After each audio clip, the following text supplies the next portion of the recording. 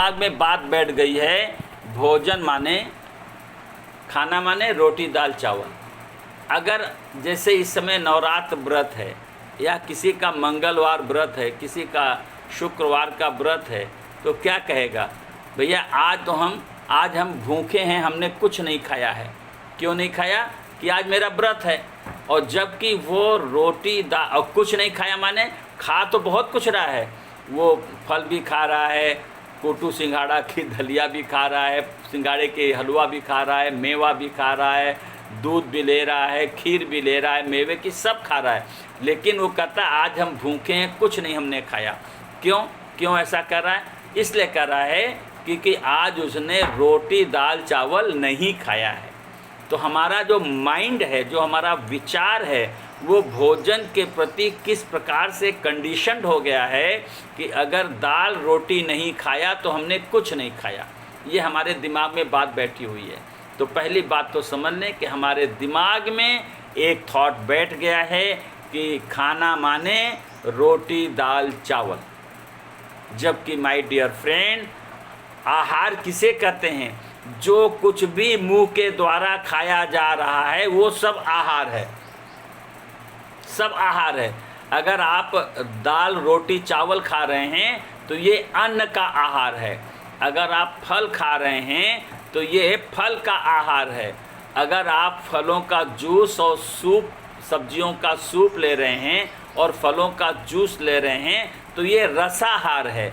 अगर आप नींबू शहद पानी ले रहे हैं तो ये जलाहार है। आप बोलिए, आहार नहीं है क्या? अगर आपने जल पिया तो जलाहार हो गया, अगर आपने जूस और सूप पिया तो रसाहार हो गया, अगर आपने फल और सलाद फल खा लिया तो फलाहार हो गया, अगर आपने सब्जी और सलाद खा लिया तो शाकाहार हो गया, और अगर आपने अन्न खा लिया तो वो अन्न का आहार हो गया, और अगर दूध पी लिया तो पेय का आहार हो गया। तो आहार का परिभाषा क्या हो गई? जो कुछ मुंह में खाया जा रहा है, जो कुछ भी हम मुंह के द्वारा पेट में डाल रहे हैं वो सब आहार है। लेकिन हमारे दिमाग में ये बचपन से एक थॉट बैठ गया, आहार का मतलब है, भोजन का मतलब है, खाने का मतलब है रोटी दाल चावल।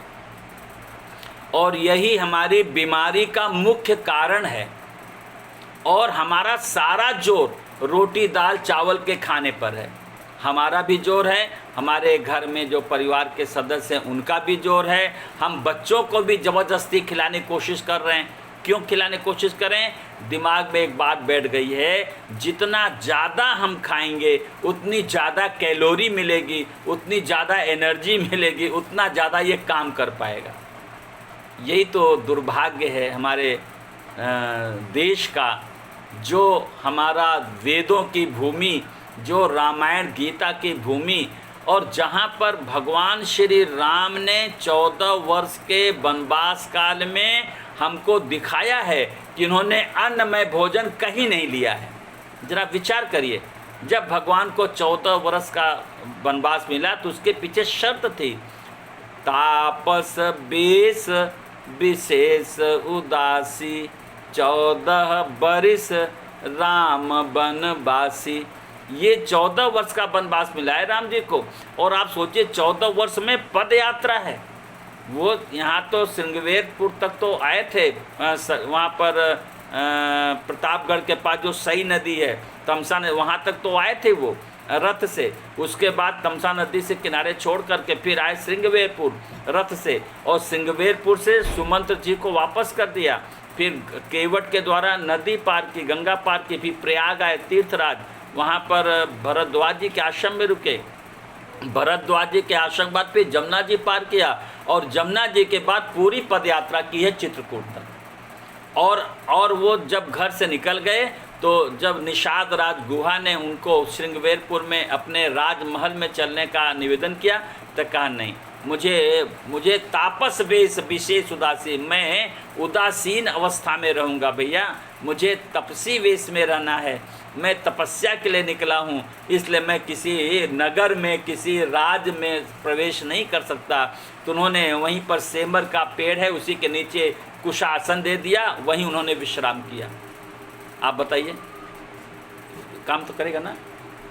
तो कुशासन दिया, वहाँ रात्रि विश्राम किया और 14 बरस तक उन्होंने जंगल में निवास किया, 12 वर्ष तो चित्रकूट में निवास किया और केवल कंदमूल फल खाया। वहाँ उन्होंने अन्नमय भोजन तो नहीं किया है, और न सीता ने किया और न राम जी ने किया, न लक्ष्मण ने किया। बताइए कौन सी कमजोरी आ गई। और 12 वर्ष के भीतर मैं तो ये कहता हूँ कि जो राम जी अभी तक राजमहल में रहते थे, यद्यपि वो गुरुकुल में जाकर उन्होंने बाल्यकाल में उन्होंने गुरुकुल में रहकर गुरुकुल का जीवन जिया है, उसके बाद फिर विश्वामित्र के साथ जंगल का जीवन जिया है, वन गए, वहाँ पर यज्ञ की रक्षा की, पद यात्रा की, और उसके पश्चात 14 वर्ष का जो वनवास मिला है उसमें केवल कंदमूल फल आहार किया है, शाक फल कंद, और कुछ नहीं किया। जो साग मिला वो खाया, जो कंदमूल मिला, और जो वहाँ पर जिस वातावरण में जो वहाँ जंगल में फल था वही खाया। कोई फल उन्होंने इंपोर्ट नहीं कराया कि आयात करवाया, फल अयोध्या से मंगा लो, अपने ननिहाल से मंगा लो, ऐसा नहीं हुआ। जहाँ थे वहीं जो फल मिला वही खाया। और उसी के साथ अपने अगर देखा जाए तो राम जी ने अपने शरीर को, अपने जीवन को प्रकृति के अनुकूल ढाला है।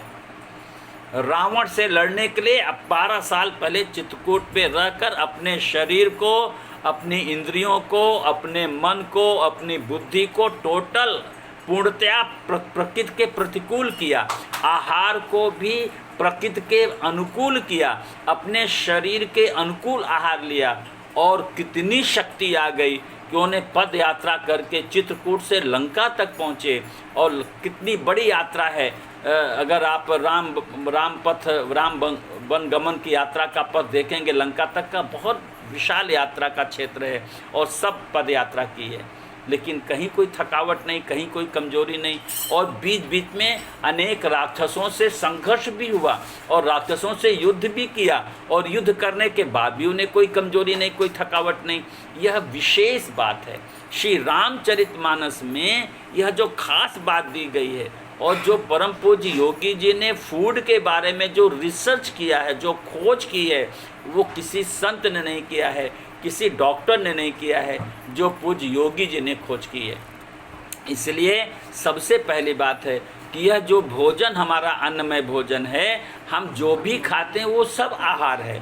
लेकिन हमारे दिमाग में एक गलत बात बैठ गई है कि अगर हम दाल रोटी खाते हैं तो खाना खाया, और नहीं तो कुछ नहीं खाया। अभी किसी से पूछो, भैया हमने लोगों से पूछिए साहब अपनी दिनचर्या बताइए, तो एक कॉमन उत्तर आता है।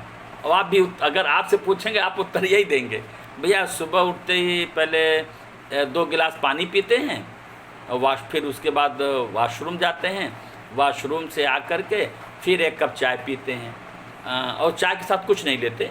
फिर चाय पी के फिर मॉर्निंग वॉक निकल जाते हैं, और फिर मॉर्निंग वॉक से आते हैं तो फिर नहा करके फ्रेश हो करके फिर हम क्या कहते हैं कि पूजा आदि करके फिर हम 2 पराठा और थोड़ी सी सब्जी, और कभी रोटी सब्जी या कभी ब्रेड मक्खन, जो भी इस प्रकार से नाश्ता लेते हैं।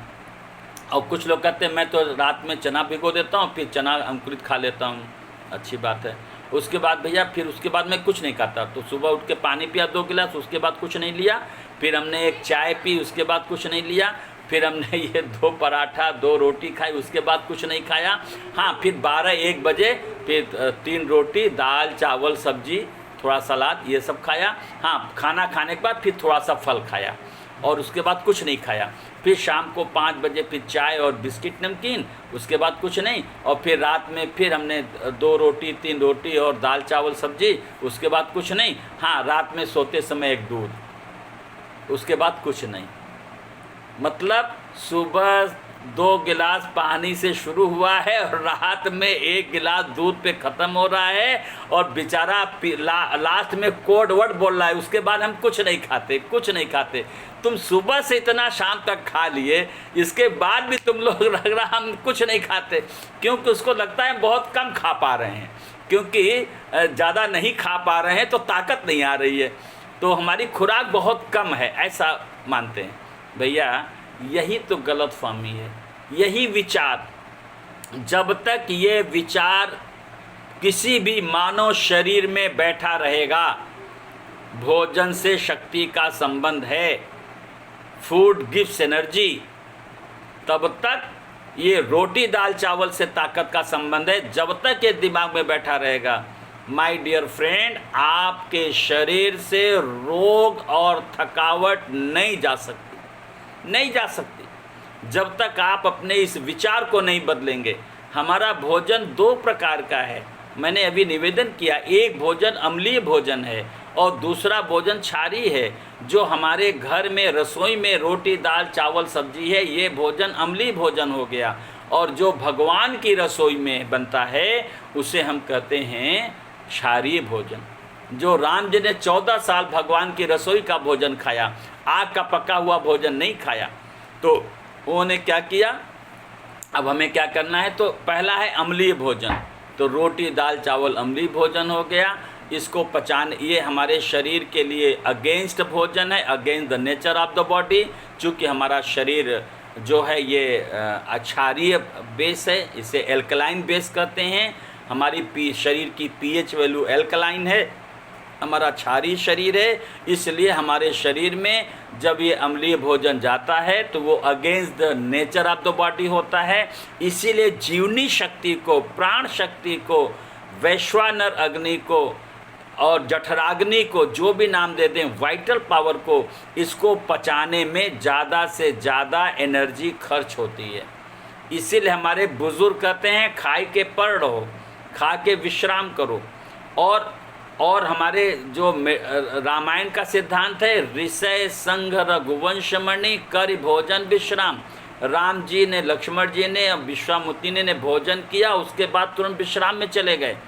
और इसके पश्चात आयुर्वेद कहता है कि मृत्युर्धावत धावत, जो व्यक्ति भोजन करके काम पर जाएगा, श्रम पर जाएगा, श्रम से पहले जो व्यक्ति भोजन करेगा वह जल्दी से जल्दी मौत के घर में पहुंच जाएगा, उसकी इम्यूनिटी लेवल डाउन हो जाएगी।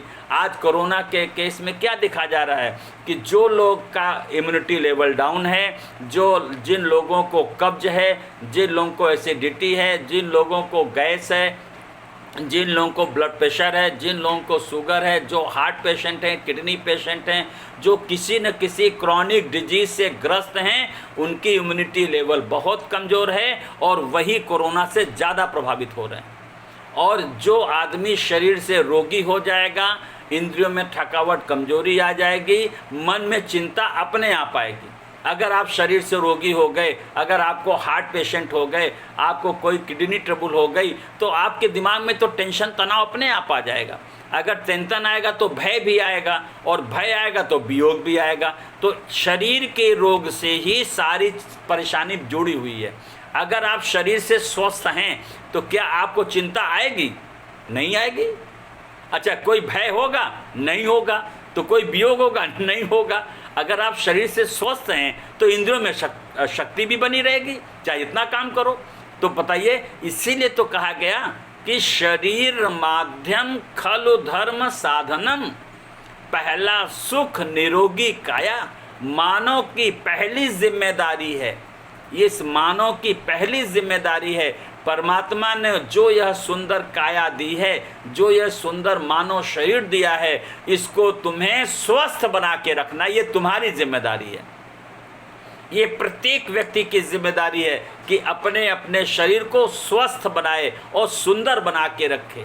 बताइए, आप स्वस्थ क्यों नहीं रहना चाहते हैं? आपका विचार में जो गलती है, जो जानने की गलती है, जो धारणा की भ्रांति है, उसने आपको रोगी बना दिया है। मौसम की खराबी से रोग नहीं है, आप अपने जानने की गलती से रोगी हो रहे हैं। आपको किसी वायरस के इन्फेक्शन से बीमारी नहीं हो रही है, आपके जानने की गलती से बीमारी हो रही है। और जानने की गलती क्या है? आपके जानने की गलती ये है कि हमको काम करना है और श्रम करना है, श्रम के लिए हमको एनर्जी चाहिए, और तो एनर्जी माने कैलोरी।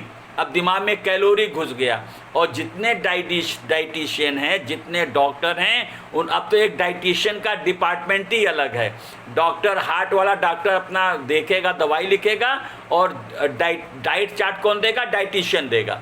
डाइटिशियन को क्या पता है कि किस शरीर को क्या भोजन चाहिए? पता ही नहीं बेचारे को।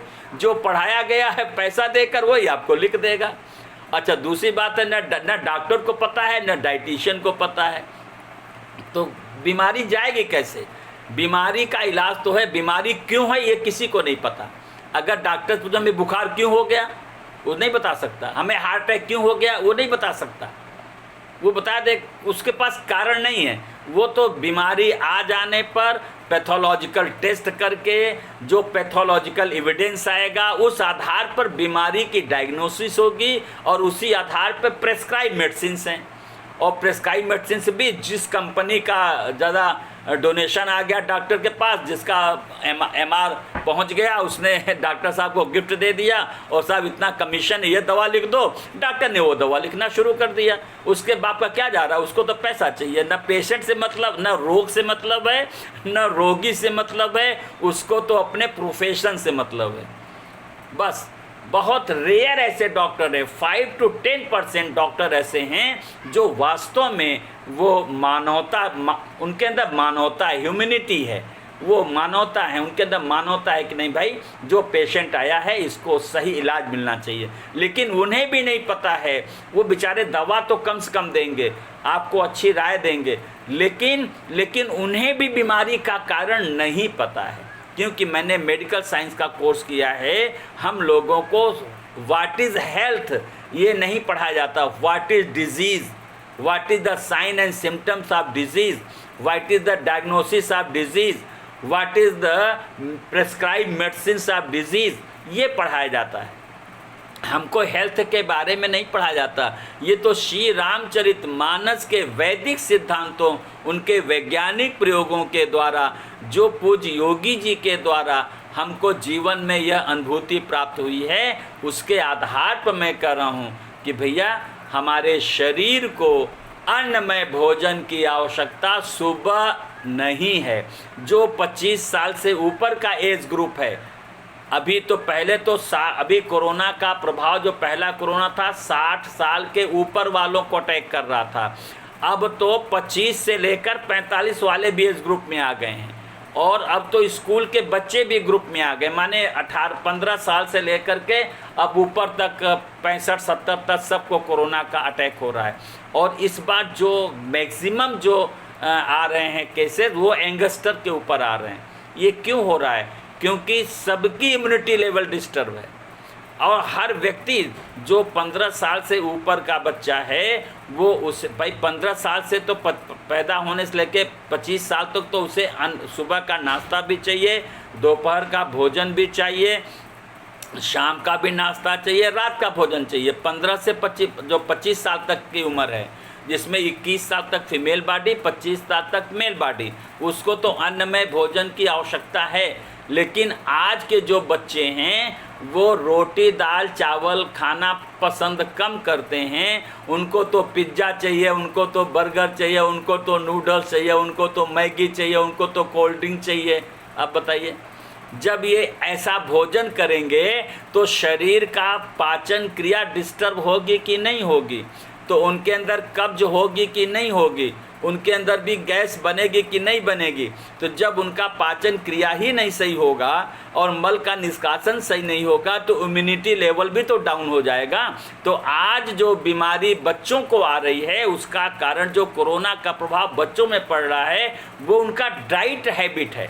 ये जो फूड की रॉन्ग हैबिट पड़ गई है, जो हम लोगों ने बच्चों के जिद में पिज्ज़ा मंगा दिया, बर्गर मंगा दिया, नूडल्स मंगा दिया, ये कोल्ड ड्रिंक बच्चे पी रहे हैं, अनेक प्रकार और भी बहुत सारी चीज़ें, ये पास्ता आ गया और वो मोमोज़ आ गया, बहुत सारी चीज़ें ऐसी मार्केट में मिल रही हैं, चाइनीज़ फूड हैं, जंक फूड हैं, और बच्चे पैक्ड फूड खाना पसंद करते हैं। अब तो आपने मैक्सिमम हमने देखा है अच्छे अच्छे घरों में लोग तो ऑर्डर दे देंगे, होटल से खाना आ जाएगा पनीर के, और मैक्सिमम पनीर की सब्ज़ी बच्चे खा रहे हैं। पनीर जिसको देखो वो पनीर।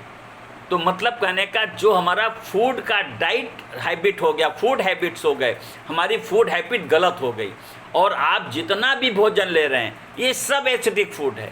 आप पिज्ज़ा बर्गर, जितने चाइनीज़ फूड हैं, जितने जंक फूड हैं, जितने नूडल्स हैं, जितने कोल्ड ड्रिंक्स हैं, ये सब एल्कलाइन फूड नहीं है, ये सब एसिडिक फूड हैं। और रोटी दाल चावल तो एसिडिक फूड है ही। तो आज अगर आप देखें, बच्चों से लेकर बूढ़ों तक के शरीर में ज़्यादा से ज़्यादा एसिडिक फूड पहुंच रहा है और उनका पाचन क्रिया भी सही नहीं है। अधिक तक देखें, मैक्सिमम शिकायत अगर आएगी, कॉमन जो शिकायत आएगी, हमारा पेट नहीं साफ हो रहा है।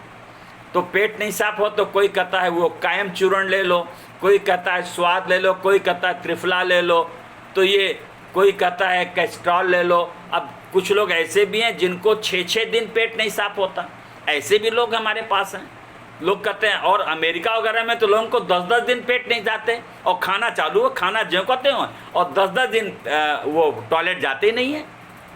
अब आप सोच सकते हैं कि क्या शरीर का हाल होगा। हम लोग अगर एक टाइम नहीं जाते हैं तो उलझन मचती है कि भगवान पेट नहीं साफ हुआ, खाना कैसे खाएंगे, खा ही नहीं सकते, लेकिन उनको कोई फ़र्क नहीं पड़ रहा। इसी तो जब पेट में कॉन्स्टिपेशन, इसीलिए कहते हैं पेट भारी तो आंत भारी तो माथ भारी। जहाँ आपका पेट भारी हुआ, जहाँ कब्ज हुआ, वहीं पर आपके शरीर में माथा भारी, सिर दर्द शुरू हो जाएगा और आपको पसीना आने लगेगा और गैस बनेगी। तो ये जो प्रॉब्लम है केवल एक विचार के कारण है, केवल एक विचार, फूड गिव्स एनर्जी। हमको भोजन से ताकत मिल रही है, ये भोजन से शक्ति का संबंध नहीं है। यह विषय हमारा अलग होगा। तो आज हम जो बात कर रहे हैं कि हमारा भोजन 2 प्रकार का हो गया। एक तो अपनी रसोई का भोजन हो गया, जिसके बारे में बता दिया, ये अम्लीय भोजन है। और इसका समय क्या होगा खाने का, जो 25 साल से ऊपर हैं और जो वर्किंग पर्सन्स हैं, इनका समय है रात में सोने से पहले खाना खाना है। रात में सोने से पहले खाना खाना है। अगर काम करना है तो अन्नमय भोजन नहीं लेना है।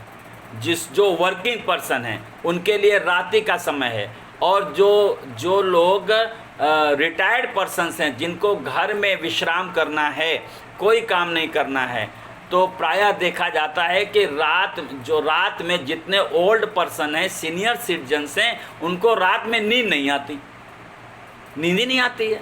चूँकि वो घर वाले सब सो गए, अब इनकी नींद उड़ गई। तो रात में नींद किसको नहीं आती, आप बता सकते हैं? रात में आप घर में एक डॉगी पालते हैं। डॉगी क्यों पालते हैं? कि हम रात में सोएंगे तो ये रात भर जग के पहरा देगा। तो हमारे घर के जो बुज़ुर्ग हैं, जिनको रात में नींद नहीं आती, तो घर का मालिक तो सो रहा है। घर का मालिक आपका बेटा हो गया, अब आप थोड़ी हैं। घर का मालिक तो बेटा और बहू हो गए। तो घर का मालिक और मालकिन तो आराम से खर्राटे मार के सो रहे हैं। और हमारा जो ये चौथेपन का जीवन है वो कहाँ पहुँच गया? क्योंकि हमने 25 साल की उम्र कुत्ते से भी ली है ना, तो वो रात में नींद नहीं आ रही है। तो रात में कहीं खांसी आ रही है तो कहीं उठ के टॉयलेट जाएंगे, माने खट खुट रात भर बना रहेगा, नींद नहीं आएगी। तो ऐसे लोगों के लिए हम कहते हैं, हमारे महाराज ने प्रिस्क्राइब किया है कि आप दिन का भोजन कर लो, दोपहर में करके 2-4 घंटे सो लो, क्योंकि रात में तुम्हें नींद आनी नहीं है।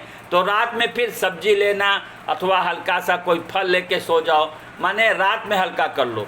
लेकिन जिनको प्रॉपर नींद आ रही है उनके लिए रात में ही भोजन लेना उचित है। लेकिन जो रिटायर्ड पर्सन है वो चाहें तो दोपहर में अन्नमय भोजन 1-2 बजे ले लें, 12 बजे तक तो नहीं, 2 बजे बाद ले लें, और रात में फिर भोजन नहीं लेंगे। अन्नमय भोजन एक ही टाइम जाएगा। चूँकि आपको दिन में नींद आ जाती है तो दिन में सो लीजिए। अगर आप समझते नहीं हमको तो रात में नींद आती है, तो रात में आराम से खाना खाइए, वो भी मात्रा कम। तो ये हो गया अन्नमय भोजन के बारे में। अब दूसरा भोजन है भगवान की रसोई का भोजन।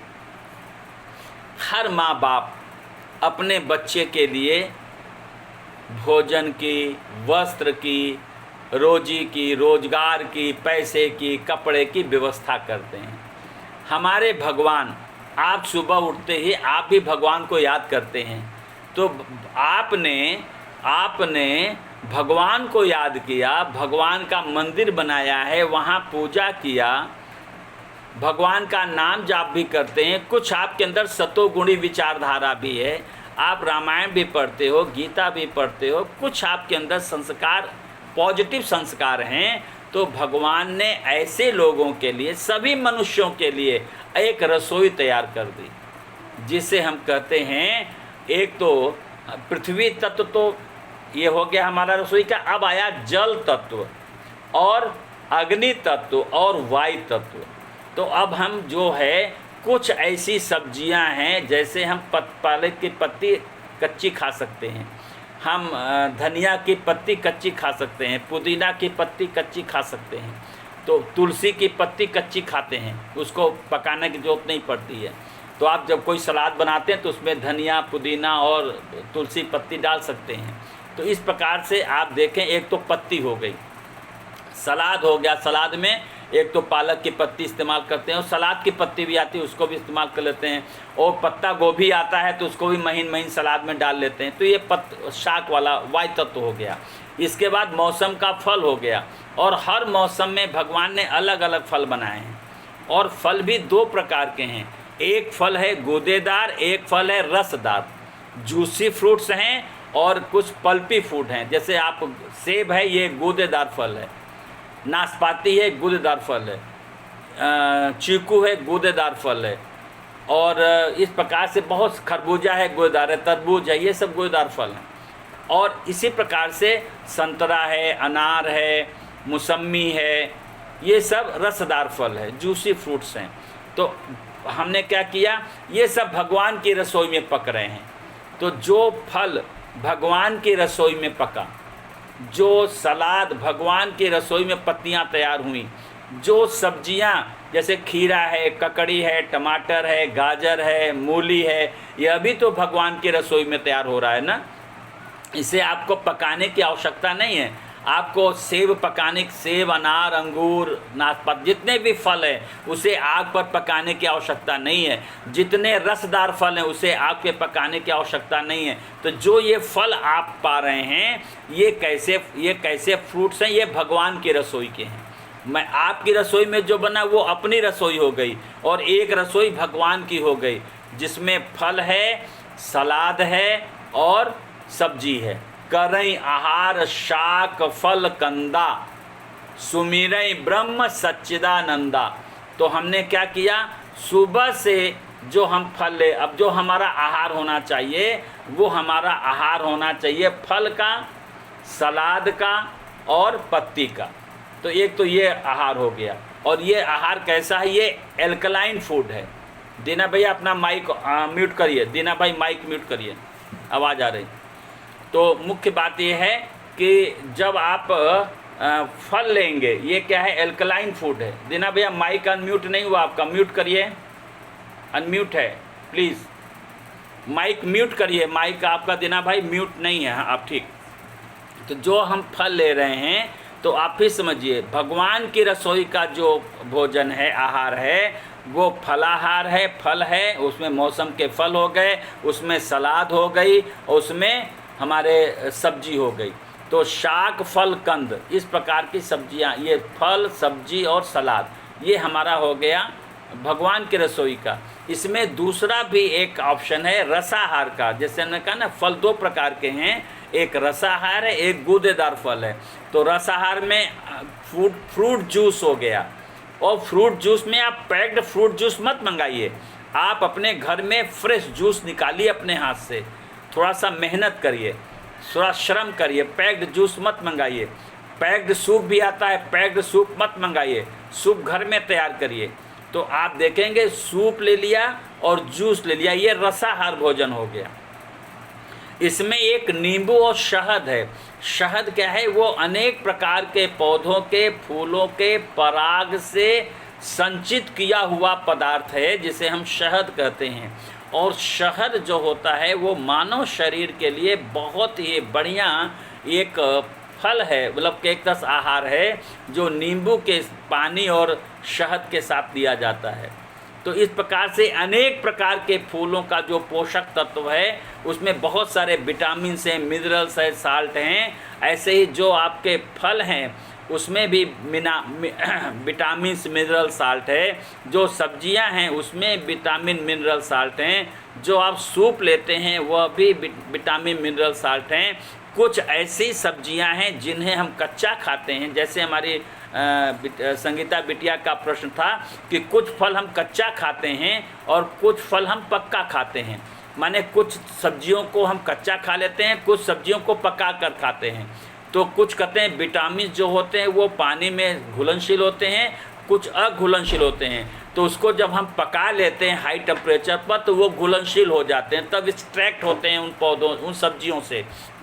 इसीलिए कुछ सब्जियां हम पकी हुई सब्जियां खाते हैं और कुछ सब्जियों में हम मसालेदार खाते हैं। तो जो हम मसाला मिला देते हैं तो हमारे भोजन में गरम मसालों का भी रोल है, क्योंकि वो भी हर्ब्स हैं, वो भी हमारे उसमें भी पोषक तत्व हैं। जैसे दालचीनी है, उसमें भी पोषक तत्व हैं। दालचीनी के बारे में मालूम है कि वो शुगर लेवल को कंट्रोल करता है, कोलेस्ट्रॉल लेवल घटाता है। इसी प्रकार से बहुत सारी हैं, लौंग है, इलायची है, अदरक है, ये बहुत, धनिया है, हल्दी है, ये बहुत सारी ऐसे मसाले हैं जो हमारे किचन में अमूमन इस्तेमाल होता है। अजवाइन का इस्तेमाल करते हैं, जीरे का इस्तेमाल करते हैं, सौंफ का इस्तेमाल करते हैं।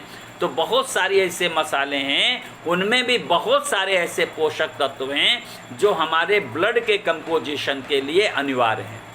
तो रोटी दाल चावल bone cells, muscle cells, blood cells के लिए अनिवार्य है, वो बिल्डिंग मटेरियल है। और जो हमारा फल है, सलाद है, सूप है, जूस है, ये हमारे ब्लड के कंपोजिशन के लिए अनिवार्य हैं।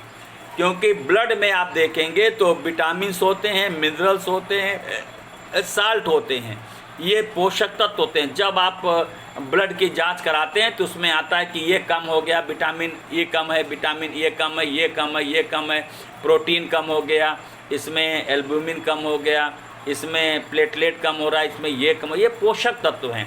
तो ये जितने भी पोषक तत्व हैं वो सब हमको मिलते हैं, किससे मिलते हैं? आपके फ्रूट से मिलता है, सलाद से मिलता है, सूप से मिलता है, जूस से मिलता है।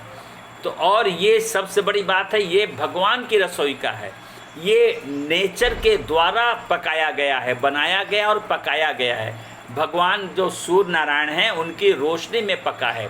भगवान जो चंद्रमा जी हैं उनकी रोशनी में कुछ चीज़ें पकती हैं। तो इस प्रकार से सूर्य की गर्मी और चंद्रमा की शीतलता के साथ बहुत सारी चंद्रमा से, सूर्य से रश्मि निकलती हैं जो उन फलों में, उन सलाद में, उन पत्तियों में, उन सब्जियों में आती हैं। वही हमारे शरीर को जो ब्लड विटामिन, मिनरल, साल्ट हमको देती हैं और उनके द्वारा हमारे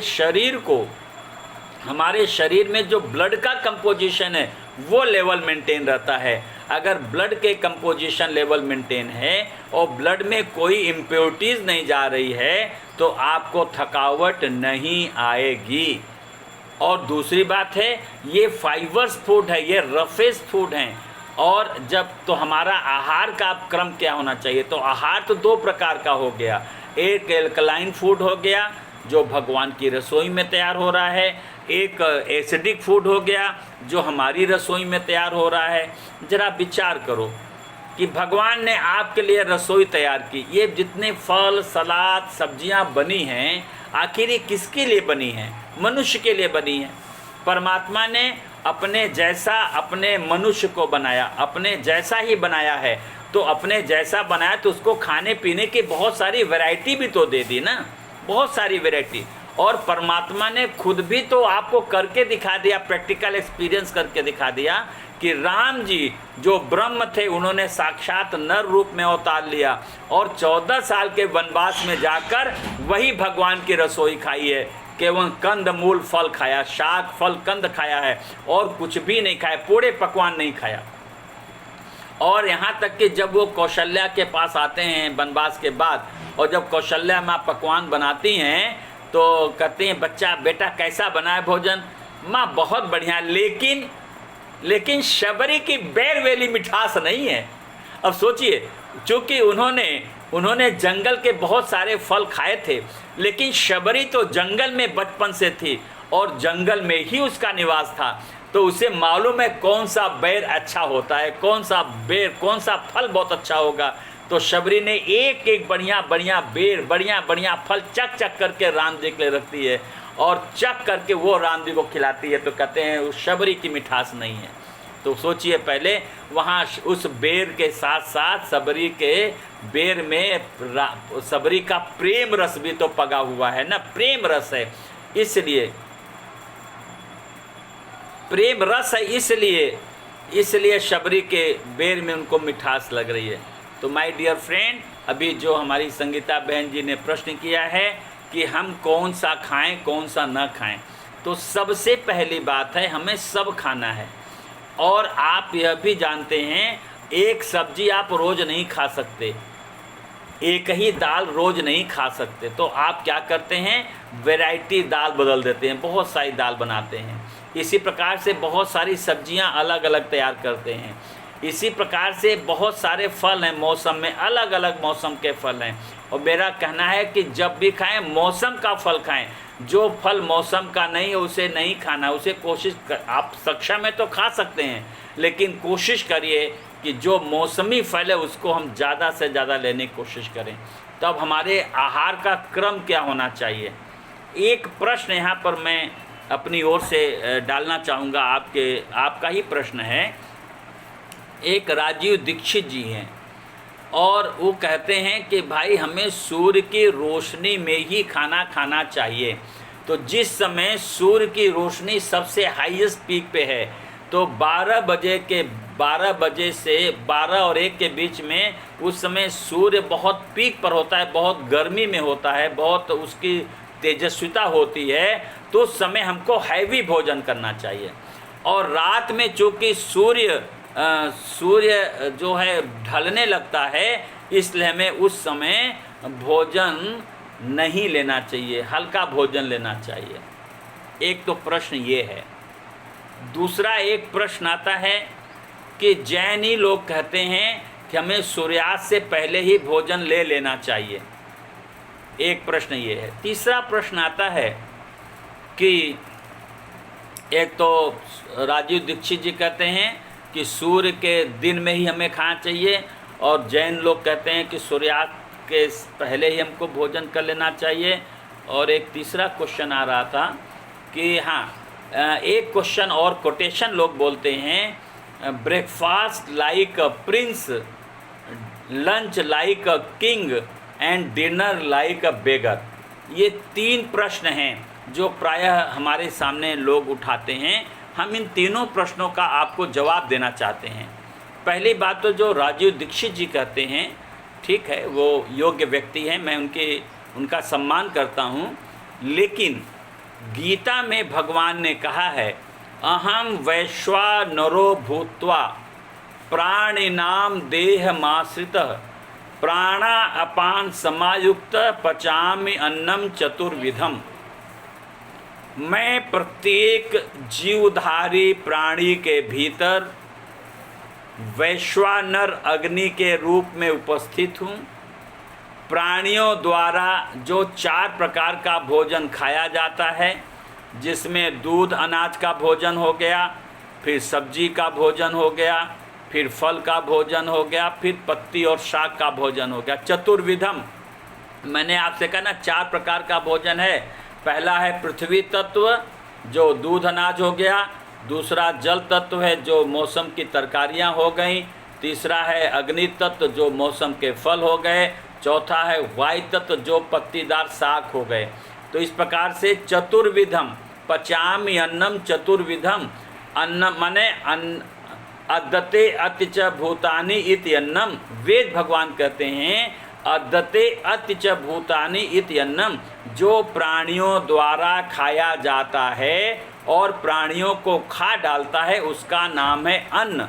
तो जो हम खाते हैं, हम दूध अनाज खाते हैं तो ये भी अन्न है, हम सब्जी खाते हैं तो ये भी अन्न है, हम फल खाते हैं तो ये भी अन्न है, और हम सलाद खाते हैं तो ये भी अन्न है, शाक खाते हैं तो ये भी अन्न है। तो तुम्हारा टाइम क्या है? 9:25। तो ये अन्न है, तो ये चारों अन्न हैं। तो भगवान ने गीता में कहा, अहम वैश्वानरो भूत्वा प्राणिनाम देहमाश्रित प्राणा अपान समायुक्त पचामि अन्नम चतुर्विधम। मैं प्रत्येक प्राणियों के भीतर वैश्वानर अग्नि के रूप में उपस्थित हूँ, और जो प्राणियों द्वारा 4 प्रकार का भोजन खाया जाता है उसे मैं पचाता हूँ। तो सूर्य की अग्नि से हमारे भोजन के पाचन का क्या संबंध है, आप बता दीजिए। और सूर्य की अग्नि तो वनस्पति, सूर्य की जो उष्मा है, धूप है, जो सूर्य का प्रकाश है, वो पौधों के भोजन के लिए आवश्यक है।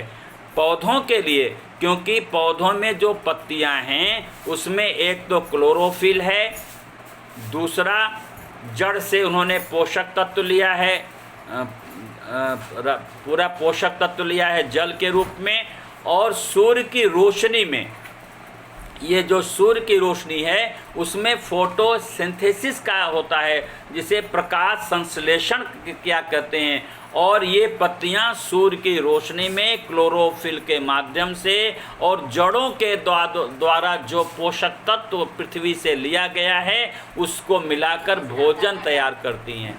और यही पत्तियां ही पौधों की किचन हैं। अगर पत्तियों को सूरज की रोशनी नहीं मिलेगी तो पत्तियों का भोजन नहीं बनेगा और पौधे सूख जाएंगे, बेकार हो जाएंगे।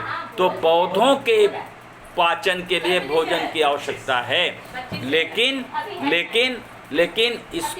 सूरज की रोशनी से मानव शरीर के अंदर जो भोजन है उसके पाचन का कोई संबंध नहीं है। पहली बात तो ये समझ लें कि जो राजीव दीक्षित जी कहते हैं कि सूर्य की रोशनी से हमारा भोजन का पाचन का संबंध है। हमारे भोजन का पाचन का क्रिया हमारे सूर्य की रोशनी से नहीं, बल्कि हमारी जीवनी शक्ति, हमारी प्राण शक्ति, हमारी वैश्वानर अग्नि शक्ति, हमारी जठर अग्नि, हमारी वाइटल पावर जितना स्ट्रांग होगा, जितनी तेज होगी, उतना अच्छा भोजन पचेगा। इसीलिए सुबह से दोपहर तक आकाश तत्व लेते हैं। आकाश तत्व के पश्चात फिर हम उसमें जल रसाहार लेते हैं। रसाहार के बाद फिर हम फल और सलाद और सब्जी खाते हैं और रात में फिर हम अन्नमय भोजन करते हैं। ये क्रम है। तो जब हम सुबह से शाम तक, सुबह से दोपहर में आकाश तत्व ले लिया, आकाश तत्व ने अग्नि को प्रकट कर दिया, फिर हमने रसाहार ले लिया जो जल तत्व पहुंच गया, फिर हमने फल ले लिया जो अग्नि तत्व पहुंच गया, फिर हमने सलाद ले लिया साथ में तो हमारे वायु तत्व पहुंच गया, और रात में फिर हमने अन्नमय भोजन लिया। तो अन्नमय भोजन के बाद हमने विश्राम कर लिया और तब तक रात में हमारी वैश्वानर अग्नि खूब प्रज्वलित हो गई और खूब भूख भी लगती है, और उस समय जो भी हम अन्न खाएंगे वह आसानी से डाइजेस्ट हो जाएगा। तो एक तो बात ही हो गई। दूसरी, जैन मुनि लोग इसलिए सूर्यास्त से पहले खाते हैं क्योंकि पहले रोशनी का इंतजाम नहीं था, और उस समय और वो लोग जब हम खाना खाते हैं तो वायुमंडल में बहुत सारे कीटाणु हैं, और जब कोई दीपक जलता है रात में बहुत सारे कीट पतंगे भी आ जाते हैं। उस समय हमारे यहाँ बिजली का आविष्कार नहीं हुआ था, तो उस समय क्या था, रोशनी थी, मिट्टी का तेल, घी का तेल, दीपक जलाते थे, तेल से जलाते थे। तो वो तेल की दीपक की रोशनी में बहुत सारे कीट पतंगे आ जाते हैं, इसलिए वह लोग सूर्यास्त से पहले ही भोजन कर लेते थे, जिससे हिंसा न हो, हमारे भोजन के साथ मुंह में कोई कीटाणु न जाएं। और इसे देखते हैं जैन लोग मुंह में मास्क, कपड़ा बांधे रहते हैं, मुंह को बंद रखे रहते हैं, जो आज मास्क का रूप ले रहा है। ये जैनियों की बात हो गई। अब तीसरी बात आ रही है कि breakfast like a prince and lunch like a king and dinner like a beggar. तो ब्रेकफास्ट, हम जो प्रिंस होगा, जो राजा का राजकुमार होगा, लड़का होगा, वो ब्रेकफास्ट में क्या करेगा? स्लाइस खाएगा क्या? स्लाइस ब्रेड खाएगा? नहीं खाएगा। ये तो कूड़ा भोजन हो गया उसके लिए। तो वो क्या करेगा? वो फ्रूट जूस लेगा, सूप लेगा, वो अनार का जूस लेगा, मौसम्मी का जूस लेगा, पाइनएप्पल का जूस लेगा, संतरे का जूस लेगा, और अगर सीज़न नहीं है तो बाहर अमेरिका से मंगाकर उसको संतरे का जूस दीजिए, अनार जूस, जहाँ भी होता है उसे तो फ्रूट जूस चाहिए। तो हमारा जो ब्रेकफास्ट होना चाहिए वो फ्रूट जूस का होना चाहिए, लाइक अ प्रिंस। और आप समझिए, फल खाना, फल अगर गुदेदार फल खाएंगे तो खीरा खाएंगे तो सस्ता मिलेगा, लेकिन अनार तो महंगा मिलेगा, अंगूर महंगा मिलेगा, संतरा महंगा मिलेगा, मौसम्मी महंगा मिलेगा, पाइनएप्पल महंगा मिलेगा, और उसका जूस निकालेंगे तो बहुत सारा वेस्ट निकल जाएगा, जूस तो थोड़ा सा बचेगा। तो अगर 1 किलो आप संतरा निकालेंगे तो 1 गिलास जूस मिलेगा, 1.5 गिलास मिलेगा, और उसको जूस चाहिए। तो हमारा जो जो ब्रेकफास्ट लाइक अ प्रिंस माने फ्रूट जूस और वेजिटेबल सूप, ये हमारा प्रिंस का ब्रेकफास्ट है। तो हमारा ब्रेकफास्ट क्या होना चाहिए? जूसी होना चाहिए, फ्रूट जूस होना चाहिए, उसमें सूप होना चाहिए। तो कभी जूस लीजिए, कभी सूप लीजिए जैसा, और कभी अनार का जूस, और बहुत सारी वैरायटी हैं तो अलग अलग 7 दिन हो गए तो 7 प्रकार का जूस चला गया। अगर आप 7 प्रकार का जूस ले रहे हैं तो सारे अलग अलग फ्रूट्स जूस में अलग अलग विटामिन, अलग अलग मिनरल, अलग अलग साल्ट हैं, उनकी कैल्शियम भी है, पोटेशियम भी है, फास्फोरस भी है, सारी चीज़ें तो हैं जो ब्लड के कंपोजिशन के लिए रिक्वायर्ड है, इसलिए फ्रूट जूस। तो breakfast like a Prince means क्या हुआ? नाट हलवा पूड़ी इडली डोसा, जी नहीं, फ्रूट जूस। तो हमारा पहला भोजन क्या होना चाहिए? रसाहार होना चाहिए। लेमन हनी, और हम वाटर भी ले सकते हैं, नींबू शहद जल भी ले सकते हैं, फ्रूट जूस ले सकते हैं, मिक्स वेजिटेबल सूप ले सकते हैं। इसके बाद दोपहर में जो लंच लाइक अ किंग, तो लंच लाइक किंग क्या है? दोपहर में फल, सलाद, अंकुरित, ड्राई फ्रूट्स। तो हमने दोपहर की थाली सजा ली, फल ले लिया, सलाद ले। राजा क्या खाएगा? रोटी दाल चावल खाएगा क्या? भिखारी रोटी दाल चावल खाता है। राजा तो फ्रूट्स लेगा, सलाद लेगा, स्प्राउट्स लेगा और ड्राई फ्रूट्स लेगा, और सब बहुत सारी चीज़ें बन के आ जाएंगी। तो दोपहर में हमारा जो लंच होना चाहिए वो होना चाहिए लाइक अ किंग, माने फ्रूट्स, सलाद, ड्राई फ्रूट्स, इस प्रकार का लीजिए। और उसमें भी फ्रूट्स में 7 दिन होते हैं तो 7 दिन का फ्रूट का, सलाद का आप वैरायटी बदलते जाइए। आज ये खा लिया, कल ये खाएंगे, परसों ये खाएंगे, ऐसे बदलते जाइए। इस प्रकार के ड्राई फ्रूट्स भी बहुत सारे, उन ड्राई फ्रूट्स को बदलते जाइए। एक दिन में एक ड्राई फ्रूट लीजिए, एक दिन काजू ले लिया, एक दिन बादाम ले लिया, एक दिन किशमिश ले लिया, एक दिन छोरा ले लिया, एक दिन अखरोट ले लिया, जो बढ़िया चाय ले लीजिए। तो इस प्रकार से फ्रूट सलाद हो गया, lunch like a king, and beggar dinner like a beggar. अब रात में क्या हमें भोजन करना चाहिए? जो भिखारी खाता है, रिक्शा वाला दिन भर रिक्शा चलाता है, रात में 4 रोटी टिक्कर बनाया, नमक प्याज लिया, सब्जी बनाया, खा लिया। तो रात में हमको रोटी दाल चावल सब्जी खाना चाहिए, और जिसमें रोटी की मात्रा कम खानी चाहिए, सब्जी की सलाद की मात्रा ज़्यादा खानी चाहिए। तो ये हमारे भोजन की दिनचर्या है। इन्हीं शब्दों के साथ हमारा आहार, अपनी रसोई का आहार, ये अम्लीय भोजन है। भगवान की रसोई का भोजन क्षारीय भोजन है। तो हमको पहले भगवान की रसोई का भोजन दिन में लेना चाहिए, और अपनी रसोई का भोजन रात में लेना चाहिए।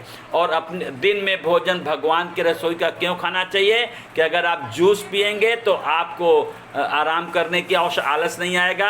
आप फल खाएंगे, सलाद खाएंगे तो आलस नहीं आएगा, सब्जी खाएंगे तो आलस नहीं आएगा। और रात में जब रोटी दाल चावल खाएंगे तो आलस आएगा, और रात में काम करना है नहीं सोना है। तो जब सो जाएंगे तो 1 वर्क एट ए टाइम। अब केवल जीवनी शक्ति के पास एक ही काम रहेगा, अम्लीय भोजन को पचाना। तो जो आपने रोटी दाल चावल खाया अम्लीय भोजन है, against the nature of body है, इसलिए जीवनी शक्ति बचाने में अधिक कंज्यूम होगी। तो आप क्या करेंगे?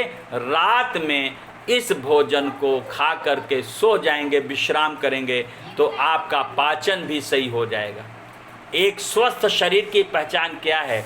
आप जो भी खाते हैं उसके बाद 2 चीज़ें आवश्यक हैं। सही प्रकार से पाचन हो जाना, जो भी आपने भोजन लिया दिन भर में उसका सही ढंग से पाचन हो जाए। और पाचन के बाद दूसरा सबसे बड़ा काम है कि मल का निष्कासन भी साफ ठीक से हो जाए। अगर आपकी पाचन क्रिया और मल की निष्कासन की क्रिया संतुलित चल रही है, प्रॉपर चल रही है, तो आप बीमार कभी नहीं होंगे।